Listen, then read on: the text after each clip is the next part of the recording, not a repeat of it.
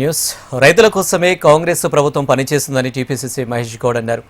ప్రతిపక్షాల విమర్శలు తిప్పికొడుతూ రైతు భరోసా విడుదల చేశామని అన్నారు. రైతులు, కార్మికులు, నిరుద్యోగుల కోసం పనిచేస్తున్న పార్టీ కాంగ్రెస్ మాత్రమే అని ఆయన అన్నారు.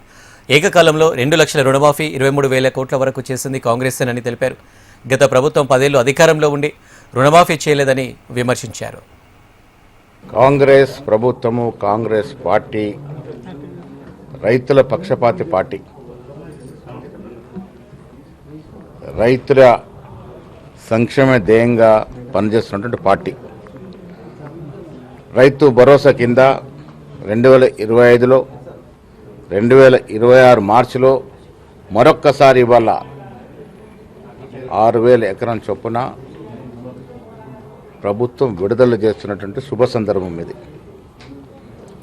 ప్రతిపక్షాలు విమర్శలన్నీ కూడా తిప్పికొడుతూ మేము రైతుల పక్షాన ఉన్నాము, రైతుల కోసం ఈ ప్రభుత్వం, ఈ పార్టీ ఎంత దూరమైన పోతుంది అని చెప్పడం ఇవాళ జరుగుతున్నటువంటి కార్యక్రమం నిదర్శనం.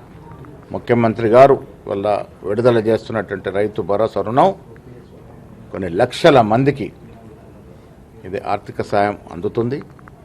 రైతుల సంక్షేమం కాంగ్రెస్ పార్టీ ధ్యేయం.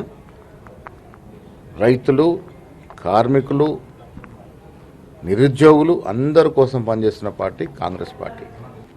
మా ప్రభుత్వం, మా పార్టీ రైతన్నకు వెన్నుదన్నుగా ఉంటుందని చెప్పడానికి ఇవాళ హైదరాబాద్లో జరుగుతున్నటువంటి సమావేశం విడుదల. నేను కాంగ్రెస్ పార్టీ తరఫున రాష్ట్ర ముఖ్యమంత్రికి, రాష్ట్ర కేబినెట్ మంత్రులకి, ప్రభుత్వ యంత్రాంగానికి కృతజ్ఞతలు తెలుపుతున్నాను.